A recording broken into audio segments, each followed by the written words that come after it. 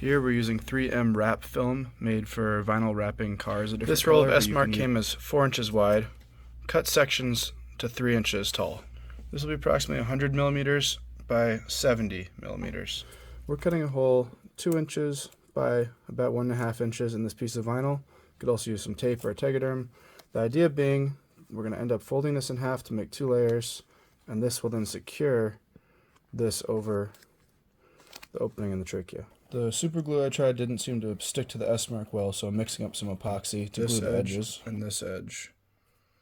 We'll save the last edge for once the blood is inside. Once they're folded, I gently cover them with this and then add some pressure for about 10 minutes. So here I'm injecting about 1.5 mLs of artificial blood, gluing this final edge closed, using a clip here, pressing the rest closed, and then putting it to dry. Next, for added stability, I've attached them to cardboard using zip ties.